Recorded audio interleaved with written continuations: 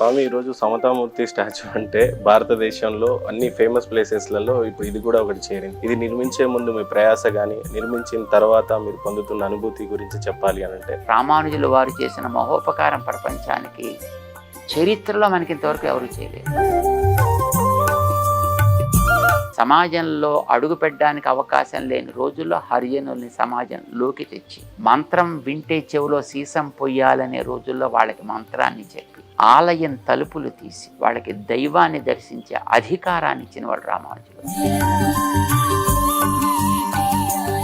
World biggest statue, anything that biggest, anything that is tallest, anything that is greatest, that is what catches the eyes of the people. స్వామి వారి యొక్క స్టాచ్యూను 216 అని particular గా ఆ number ఎందుకు ఎంచుకున్నారో తెలుసుకోవచ్చా? రెండవది, ఈ స్టాచ్యూని చైనాలోనే నిర్మించడం ఎందుకు అని చెప్పి ప్రధానంగా మీ పైన వచ్చిన ఆరోపణల్ని ఏ రకంగా చూస్తారు? 216 కాదు, అందులో మీరు ఏది చూసినా దాంట్లో ఒక నెంబర్ రిలవెన్స్ ఉంది.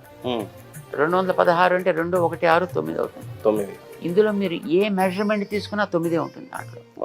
మన ప్రాజెక్ట్లో కాదు, ప్రాజెక్ట్ తర్వాత జరిగేవి కూడా 9 మీద జరుగుతున్నాయి. కాకతాళీయంగానో దైవ అనుగ్రహం చేతనం 9కు ఉండే రిలవెన్స్ రామానుజుల వారి యొక్క నేచర్.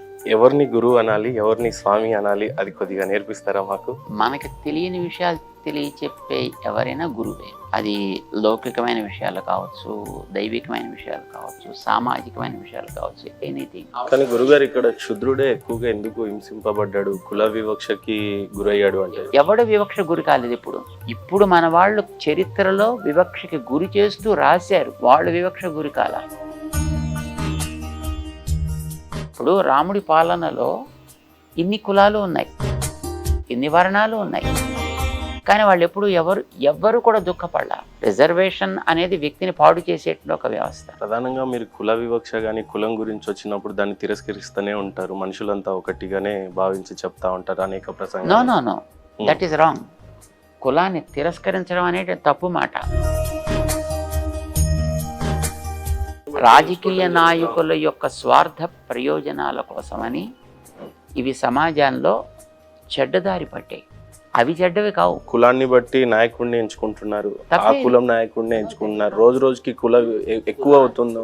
మేము అందరినీ సమానంగా చూస్తాం కనుక అన్ని కులాల్లోంచి కూడా ఒక్కొక్క వ్యక్తిని ఎన్నుకుంటాం, అన్ని ఊళ్ళల్లోంచి ఒక్కొక్క వ్యక్తిని ఎత్తుకుంటాం. అంటే నీకు ఊరు కులం ఇంపార్టెంటా, మనిషిలో యోగ్యత ఇంపార్టెంటా? అసలు రాజకీయ నాయకులు అవలంబించినటువంటి ఈ పద్ధతే తప్పు పద్ధతి. అది గురుగారు, భారతదేశం అంటేనే ఒక మేధస్సు కానీ లేకపోతే మేధాశక్తికి ఒక పెద్ద సంపద అంటారు. అలాంటిది వేదం అనేది మరీ ప్రాముఖ్యంగా చూస్తుంటాము. ఈ రోజులలో వేదం గురించి యంగ్స్టర్స్ కి కానీ లేక ఈ ఆధునికత వచ్చిన తర్వాత వేదాన్ని పట్టించాలి, నేర్పించాలి, నేర్చుకోవాలి, దాని గురించి ఉన్న లాభాలు కానీ వీటి గురించి పెద్దగా యంగ్స్టర్స్ కి తెలియదు. చిన్న చిన్న కష్టాలు వచ్చినా బాధలు వచ్చినా కృంగిపోతా ఉంటారు. వేదం గురించి కానీ వేదంలో ఉన్నటువంటి లాభాల గురించి చెప్పాలి అని అంటే, దీన్ని నాశనం చేసింది ప్రభుత్వ వ్యవస్థ. ఏదైనా ఒక విద్య రావాలి అంటే విద్యా విధానంలో అది చేరాలి. భారతీయ విద్య అనే దాన్ని కనిపించనివ్వకూడదు అని మినిస్టర్లే వచ్చారు కేంద్రంలో. వాళ్లే విద్యా విధానాన్ని రూపొందించారు. ఇప్పుడు మోడీ గారు వచ్చిన తర్వాత కదా భారతీయ విద్య అనేది మనకి పైకి రావాలని కృషి ప్రారంభించింది. మరుగైపోతుంది ఇలాంటి జ్ఞానపీఠం అన్నప్పుడు యాజ్ ఎ స్వామిగా మీరు ఎలా చూస్తారు వేదం గురించి? అందరి పక్షంలో రక్షించే ప్రయత్నం మేము చేస్తున్నాం దాన్ని. మేము 82 నుంచి దీన్ని రక్షించే ప్రయత్నం మేము చేస్తున్నాం.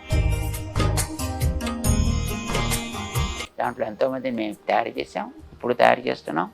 మమ్మల్ని చూసి తర్వాత తయారు చేయాలని ప్రారంభించిన వాళ్ళు ఎంతోమంది ఉన్నారు. వాళ్ళకి శక్తికి తగ్గట్టుగా వాళ్ళు చేస్తున్నారు.